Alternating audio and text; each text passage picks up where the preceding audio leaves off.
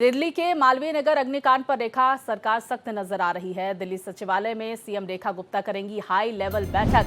Police, राजस्व विभाग और नगर निगम के अफसर इसमें शामिल होने वाले हैं।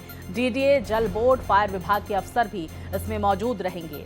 तो देखिए, लगातार बैठकों का दौर भी दिल्ली सरकार की तरफ से देखा जा रहा है। बीते कल भी हमने देखा कि बैठकें हुई और इसके साथ ही मुख्यमंत्री रेखा गुप्ता मैक्स अस्पताल पहुंची और जहां पर उन्होंने पीड़ितों का हालचाल जाना, परिजनों से मुलाकात की, सांत्वना दिया। और अब हाई लेवल बैठक ये बुलाई गई है जहां पर पुलिस विभाग के अलावा अन्य विभागों के भी अफसर मौजूद रहेंगे और ऐसे में दिशा निर्देश दिल्ली को लेकर मुख्यमंत्री की तरफ से दिए जाएंगे। तो दिल्ली के मालवीय नगर का भीषण अग्निकांड, जिसके बाद अब दिल्ली सरकार फुल एक्शन मोड में नजर आ रही है। प्रशासन भी लगातार इस पर कार्रवाई करता हुआ नजर आ रहा है, क्योंकि दिल्ली में धड़ल्ले से ऐसे होटल और रेस्टोरेंट संचालन उनका हो रहा है जो सेफ्टी नॉर्म्स है उनका पालन नहीं कर रहे हैं।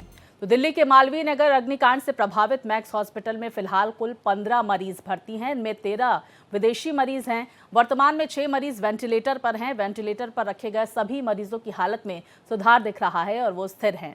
तो आईसीयू और वार्ड में कुल 9 मरीज भर्ती हैं। अन्य वार्ड में भर्ती सभी मरीजों की हालत स्थिर है। इनमें से एक मरीज को आज छुट्टी देने की योजना है। फिलहाल कोई भी मरीज बेहद गंभीर स्थिति में नहीं है। हालांकि मरीजों में चोटों की प्रकृति और गंभीरता अलग अलग है, खासकर उन मरीज के मामले में जिनकी रीढ़ की हड्डी की सर्जरी हुई थी और लगातार निगरानी की जा रही है।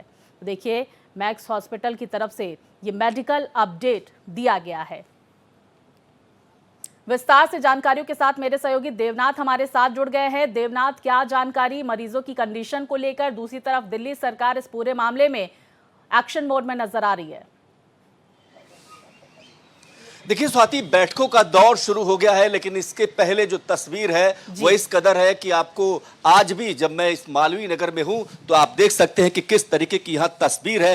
तस्वीर ऐसी जिसमें बेबसी है, लाचारी है और एक ऐसा दर्द, एक ऐसा टीस जिसको लेकर के आसपास के लोग यहां पर आते हैं, देखते हैं। और इस जली मकान में सिर्फ मकान नहीं जला है, मकान का हिस्सा नहीं, जीवन के 21 जिंदगियां भी इसमें जलकर खत्म हो गई हैं। सवाल बहुत सारे हैं, लेकिन इन सवालों के बीच सबसे बड़ी तस्वीर यह है स्वाति, मैं भारत एक्सप्रेस के दर्शकों को दिखाना चाहता हूं कि जिस जगह यह हादसा हुआ है वहां पर भी देखिए कि तारों का जंजाल अगर मैं आपको दिखाऊं इस पूरी गली में, तो देखिए कि किस तरीके से तार आपको दिखाई देंगे। ये देखिए, यहां से लेकर के वहां तक जहां भी आप देखेंगे तारों का जंजाल दिखेगा। और ये सवाल इस बात का एनओसी का नहीं है, सवाल इसी होटल को, जरा तस्वीर दिखाइए, इस होटल की एनओसी का नहीं है। इसमें यह भी है कि आखिर 6 कमरों का मकान, 6 कमरों की इजाजत के बगैर 20 कमरे कैसे बन गए, कैसे इतनी सारी, ये कोई संदूक में बंद नहीं था ये बात। तो जाहिर सी बात है कि आसपास जिस तरीके से कुकुरमुत्ते की तरह होटल उगाए, सिर्फ और सिर्फ उसमें लालच, उसमें रिश्वत की बात आई है और यही वजह है कि इस तरीके के होटल संचालित होते हैं। लेकिन ये तस्वीर एक गली, और आज भी देखिए, जरा कैमरामैन से कहूंगा पैन करके दिखाएंगे, वो गद्दे अब भी यहीं पर पड़े हुए हैं और इन गद्दों से समझ में आता है कि किस तरीके की तबाही मची है। और ये जरा हिस्सा दिखाइए, ये देखिए कि किस तरीके से यहां पर जो है जली हुई चीजें सीधे दी। हालांकि पुलिस ने बैरिकेड किया इस इलाके को, लेकिन तस्वीरें बयां कर रही हैं कि यहां पर वो सब हुआ है जो नहीं होना चाहिए और देश की राजधानी दिल्ली में हुआ है। तो ऐसे में सवाल इस बात का है कि क्या एमसीडी, जल बोर्ड, दिल्ली सरकार या फायर के लोग कमरों की संख्या नहीं जानते, गिनती करना नहीं जानते? जब 6 कमरे की इजाजत थी तो आखिर 20 कैसे बन गए, कैसे इतनी सारी? तो क्या 1 2 3 4 5 6 की गिनती इन अधिकारियों को सिखानी पड़ेगी,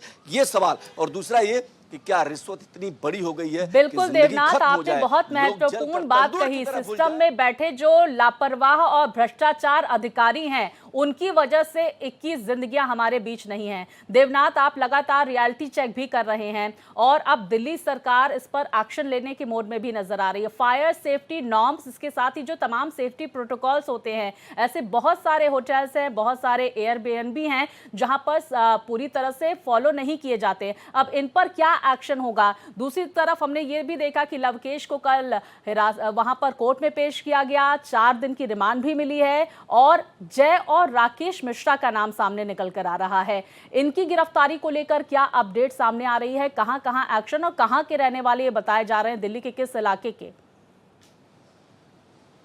देखिए, ये दोनों की तलाश पुलिस कर रही है, लेकिन जिन बैठकों की बात कर रही हैं, अब जो है जिस तरीके के आदेश निर्देश मिल रहे हैं, ये पहले क्यों नहीं होते हैं? ये सवाल हर अग्निकांड के बाद मीडिया पूछती है, लोग पूछते हैं, लेकिन इसका जवाब मिलता नहीं, क्योंकि दिल्ली में रिश्वत का ऐसा एक मकड़ जाल है जिसके चलते लोगों की जिंदगी छोटी हो रही है। और इसीलिए मैं ये तस्वीर कह रहा हूं कि दिखाना बहुत जरूरी है। ये जो सिर्फ इमारत है, इमारत ही काली नहीं है, लोगों के चेहरे काले हैं। अधिकारियों ने जिस तरीके से अपने दिल काले किए, और इतनी दिल्ली तो दिल वालों की है। आप जरा समझिए कि यहां पर जब मैं खड़ा हूं तो बदबू बहुत क्लियर यहां पे आ रही है। आप समझिए कि 21 लोगों की जान यहां पर गई है, और क्या सिर्फ बैठकों से वो काम चल जाएगा? क्या सिर्फ निर्देश और क्या सिर्फ रियलिटी चेक से हो जाएगा? होगा नहीं है। वो 21 लोगों की जान नहीं आएगी। और वो लोग कौन थे? वो लोग आए थे जिन्होंने अपने को हॉस्पिटल में एडमिट कराया था, किसी और को एडमिट कराया था। यहां पर आए थे अलग अलग तरीके के लोग, उनकी परेशानी, उनकी दिक्कत जरा समझिए कि वो बचाने आए थे किसी की जिंदगी, और वो खुद खत्म हो गए। लेकिन देखिए स्वाति, एक तस्वीर का एक अच्छा पहलू है कि हर हादसा कुछ हीरो पैदा करता है। कुछ ऐसे रियल हीरो होते हैं जिनकी तस्वीर और जिनके बारे में जानना जरूरी है। यहां पर जब आग लगी तो यहां पर भी कुछ आसपास के लोग आए, और ये जरा गद्दा देखिए, ये जो गद्दे दिख रहे हैं सीधे सीधे, यहां पर लोगों ने बचाने की कोशिश की। आप ये सोचिए कि कुछ रियल हीरो थे, लेकिन सरकारी प्रयास क्या है? सरकार की जिम्मेदारी क्या है? आग लगने के बाद शुरू होती है क्या? नहीं। तो ऐसे में पूरी दिल्ली में जगह जगह जो एयरबीएनबी खुले हुए हैं, जगह जगह कमरों में होटल चल रहे हैं, बेसमेंट चल रहे हैं, और तारों का ये जंजाल देखना बहुत जरूरी। इधर भी देखिए, अगर इस गली की तरफ आप देखेंगे तो यहां पर भी तार, मोटे मोटे तार लटक रहे हैं। क्यों नहीं नियमन है इसका? क्यों नहीं सिस्टम बनता है? और किस आधार पर एनओसी दिया जाएगा, या बिना एनओसी नहीं दिया जाएगा तो भी होटल? तो आखिर फायर डिपार्टमेंट क्या कर रहा था? एमसीडी के लोग क्या कर रहे थे? दिल्ली सरकार का निगरानी तंत्र क्या है? जल बोर्ड क्या कर रहा था? ये सारी चीजें समझना पड़ेगा। जब एक होटल को ये सारी चीजों की जरूरत होती है, बिना इनके होटल नहीं चलता। तो अगर क्या सिर्फ और सिर्फ कुछ ले दे करके, यानी सिर्फ भ्रष्टाचार का मामला है? कल मैं बात कर रहा था लोगों से, लोग कह रहे थे सिर्फ और सिर्फ ये भ्रष्टाचार का मामला है। अगर एक ईंट कोई यहाँ खोद दे स्वाति, तो अभी एमसीटी के अफसर यहाँ आ जाएंगे और तुरंत कहेंगे ये क्या कर रहे हैं। लेकिन जब इतनी बड़ी बिल्डिंग में इतने सारे कमरे बनाए गए, तो फिर क्यों नहीं अधिकारी आए? क्यों नहीं देखा उन्होंने? ये सवाल बहुत महत्वपूर्ण है। और इसीलिए हम सवाल उठा रहे हैं कि सिर्फ क्या ये 3 दिनों की सिर्फ जो है रियलिटी चेक होगी? क्या जांच अभियान सिर्फ 4 दिनों का होगा, या फिर इसको अंतिम रूप में? क्योंकि हर घटना के बाद यही हुआ है। आप भूल गए प्रीत विहार की घटना, दिल्ली नहीं भूली है। तो सरकारों को, अधिकारियों को ध्यान देना पड़ेगा कि अब सब कुछ याददाश्त में है, और लोग जो विवश हैं, जो यहाँ पर लोग आ रहे हैं, बहुत परेशान हैं। वो सिर्फ ये उनके अपने ही नहीं जी, ये बात समझिए कि दिल्ली के लोग यहाँ आ रहे हैं और ये महसूस कर रहे हैं कि कैसे जल के मर गए इसमें लोग। वो लोग जिनका कोई दोष नहीं था, उन्होंने पे किया था वो सस्ता होटल के चक्कर में। तो जाहिर सी बात है कि ये दुकान सजाई किसने? ये दुकान अधिकारियों ने सजाई है। ये सिर्फ लॉकेश की बात नहीं है। लॉकेश को इजाजत किसने दी है सब करने के लिए? उनकी जिम्मेदारी और जवाबदेही तय होना बहुत जरूरी है। बिल्कुल, देखिए किसकी किसकी जेब भरी गई और उन अधिकारियों पर एक्शन लेने की भी जरूरत है। देवनाथ, ये भी आपसे समझ लेते हैं, क्योंकि ऐसे बहुत सारे होटल्स और एयरबीएनबी संचालित हो रहे हैं जिसका लगातार हम जिक्र भी कर रहे हैं। हाल ही में हमने कुछ वक्त पहले जो हादसा देखा था, बेसमेंट में जो सेफ्टी प्रोटोकॉल्स है उनको फॉलो नहीं किया जा रहा है। चाहे वो कोचिंग संचालित हो रही है, लाइब्रेरी संचालित हो रही है, पीजी बनाए जा रहे हैं, या फिर इस तरह के रेस्टोरेंट बनाए जा रहे हैं। तो इन बेसमेंट्स को लेकर भी अब आगे कार्रवाई करने की जरूरत है, क्योंकि देखिए जगह कम होने की वजह से बेसमेंट में सारी व्यवस्थाएं तो कर दी जाती है, लेकिन जो सेफ्टी नॉर्म्स है वो फॉलो नहीं होते। और दूसरी बात हम ये भी आपसे जानना चाहेंगे, इस घटना को लेकर क्या जानकारी आ रही है, कैसे ये पूरा हादसा हुआ? बीते कल हमने दर्शकों को जानकारी दी कि वहां पर शॉर्ट सर्किट हुई, आप तारों का जंजाल भी वहां पर दिखा रहे हैं। अब इस पर क्या एक्शन तारों के जंजाल पर लेने की जरूरत है? आपने लक्ष्मी नगर से भी बहुत बढ़िया रिपोर्ट हम तक पहुंचाई थी कि किस तरह से वहां पर मकर जाल की तरह तारों का जंजाल नजर आ रहा था और लोग उसी जगह पर रहने को मजबूर है, और ऐसे में कैसे ना हो शॉर्ट सर्किट। बिल्कुल, आपने एक बहुत जरूरी मुद्दा उठाया, बेसमेंट। आप जरा इस तस्वीर को देखिए, मैं इधर से दिखाना चाहता हूं। एक होटल की इमारत ये है, दूसरा अगर साइड में अगर कैमरामैन हमारे पैन करके दिखा पाए तो उधर है, यानी 2 हिस्से। दोनों MIC, देखिए एक बगल में भी जो रूम है वो भी रूम्स अवेलेबल लिखा हुआ है, बोर्ड है, शायद यहां से नहीं दिखा पाएंगे वो, लेकिन मुझे दिख रहा है। जरा ये समझिए कि निकलने का रास्ता सिर्फ यही है, ये जो रास्ता दिख रहा है ना, ये निकलने का रास्ता है और इसी से आपकी एंट्री होती है। अगर कुछ हादसा होता है तो आप बाहर कैसे निकलेंगे? और ये जो खिड़कियां इस तरफ की दिखाई दे रही होंगी ऊपर, अगर कैमरामैन से कहूंगा दिखाने के लिए, तो वहां से जरा सोचिए कि कितनी बेबसी, लाचारी की तस्वीर होगी कि वहां से कूद करके इन बिस्तर पर लोग गिरे हैं।